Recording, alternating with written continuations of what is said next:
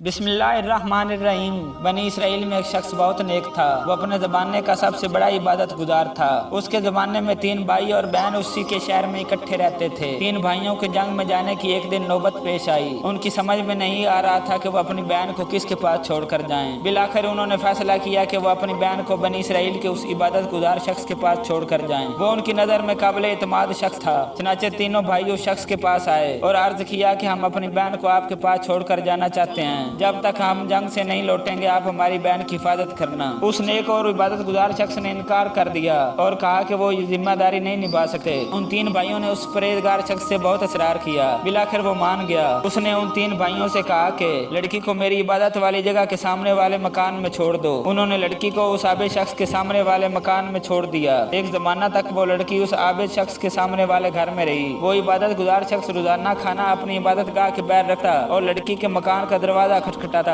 اور کہتا کہ کھانا لے جاؤ۔ لڑکی کے باہر نکلنے سے پہلے ہی وہ اپنی عبادت گاہ میں واپس چلا جاتا۔ بالآخر شیطان نے اس کے دل میں یہ خیال ڈالا کہ کھانا لینے کے لیے لڑکی روزانہ باہر آتی ہے۔ ہو سکتا ہے کہ کوئی مرد اسے دیکھتا ہو اور وہ لڑکی بھی اسے دیکھتی ہو۔ اس طرح وہ دونوں کسی گناہ میں مبتلا ہو جائیں گے۔ لہذا تم لڑکی کے گھر کے اندر ہی کھانا پہنچا دیا کرو۔ بالآخر شیطان نے اسے اتنا برگلایا کہ اس نے خود ہی لڑکی کے گھر میں کھانا پہنچانا شروع کر دیا۔ لیکن وہ لڑکی سے نہ تو بات کرتا اور نہ ہی اس کی طرف دیکھتا۔ ایک زمانہ تک وہ ایسے ہی کرتا رہا۔ پھر ابلیس نے اس کے دل میں یہ خیال پیدا کیا کہ بیچاری لڑکی اکیلے یہ گھر میں کتنا عرصہ سے رہ رہی ہے۔ اگر تم کچھ دیر اس سے باتیں کر لیا کرو تو اس کا دل بہل جایا کرے گا۔ اس میں کیا حرج ہے؟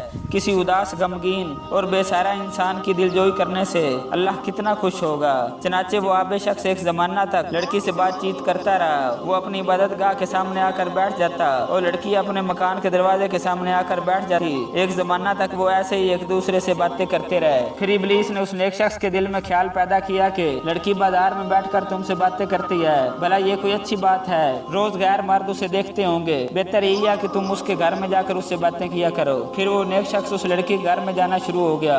سارا دن اس لڑکی سے باتیں کرتا رہتا اور آہستہ آہستہ اس کا دھیان عبادت سے ہٹنا شروع ہو گیا۔ پھر ابلیس نے لڑکی کو اس نیک اور عبادت گزار شخص کی نگاہوں میں بہت حسین بنا کر پیش کرنا شروع کر دیا۔ بالآخر وہ عبادت گزار شخص بھٹک گیا اور اس لڑکی سے ہم بستری کر بیٹھا، جس کی وجہ سے وہ لڑکی حاملہ ہو گئی اور اس کے ہاں ایک بچہ پیدا ہو گیا۔ پھر ایک دن ابلیس انسانی شکل میں اس کے پاس آیا اور اسے کہا کہ میں بھی تمہاری طرح ہی ایک عبادت گزار شخص ہوں۔ مجھے اپنے روحانی علم کی وجہ سے پتہ چلا ہے کہ تم نے ایک لڑکی سے ہم بستری کی ہے اور اس کے ہاں بچہ پیدا ہوا ہے۔ تمہارے لیے بہتر ہے کہ تم اس لڑکی اور اس کے بچے کو قتل کر دو اور ان کی لاشیں چھپا دو۔ اگر اس لڑکی کے بھائی جنگ سے واپس آ گئے تو لڑکی انہیں سب کچھ صحیح بتا دے گی اور وہ تمہیں بہت بدنام کریں گے۔ اس نیک شخص نے اس ڈر سے کہ اس لڑکی کے بھائی اسے بدنام کریں گے اس لڑکی کو اور اس کے بچے کو قتل کر دیا اور سامنے والے گھر میں دروازے کے پیچھے انہیں دفن کر دیا۔ پھر کچھ دنوں بعد اس لڑکی کے بھائی آئے اور اس نیک شخص سے پوچھا کہ ہماری بہن کہاں ہے؟ اس نے کہا کہ وہ فوت ہو چکی ہے۔ پھر وہ رونے لگ گیا اور کہا کہ تمہاری بہن ایک بہت ہی نیک لڑکی تھی۔ پھر وہ اس لڑکی کے بھائیوں کو لڑکی کی قبر پر لے گیا اور کہا کہ یہ ہے تمہاری نیک سیرت بہن کی قبر۔ اس لڑکی کے بھائی کافی دیر تک وہاں روتے رہے۔ پھر بالآخر وہ شام کو اپنے گھر واپس چلے گئے اور گھر جا کر سو گئے۔ جب وہ سو گیا تو شیطان ان کے خواب میں ایک مسافر کی شکل میں آیا اور ان کی بہن کے متعلق پوچھا۔ انہوں نے کہا کہ وہ مر چکی ہے اور ہم نے اس کی قبر بھی دیکھ لی ہے۔ شیطان نے کہا کہ اس عبادت گزار شخص نے تم سے جھوٹ بولا ہے۔ اس نے تمہاری بہن کے ساتھ زبردستی ہم بستری کی تھی جس کی وجہ سے وہ حاملہ ہو گئی تھی اور پھر اس کے یہاں ایک بچہ پیدا ہوا تھا۔ اس شخص نے تمہارے ڈر سے اس لڑکی اور اس کے بچے کو قتل کر دیا اور انہیں سامنے والے مکان کے دروازے کے پیچھے دفن کر دیا۔ جب وہ صبح اٹھے تو انہوں نے ایک دوسرے کو اپنے خواب سنائے۔ سب حیران رہ گئے کہ سب کو ایک جیسے ہی خواب آئے ہیں۔ پھر وہ تینوں بھائی اس مکان میں چلے گئے جہاں ان کی بہن رہتی تھی۔ انہوں نے خواب میں بتائی ہوئی زمین کھودی تو ان کی بہن اور ایک بچے کی لاش ملی۔ اس کے بعد ان بھائیوں نے بادشاہ کے سامنے اپنا مقدمہ پیش کیا۔ بادشاہ نے اس عبادت گزار شخص کو پھانسی لگانے کا حکم دیا۔ جب اسے پھانسی پر لٹکانے والے تھے تو شیطان اس کے سامنے آیا اور کہا کہ میں وہی ہوں جس نے تمہیں لڑکی کے فتنے میں مبتلا کیا، تمہیں لڑکی سے ہم بستری کرنے پہ ابھارا اور پھر تمہیں لڑکی کو قتل کرنے کا مشورہ دیا۔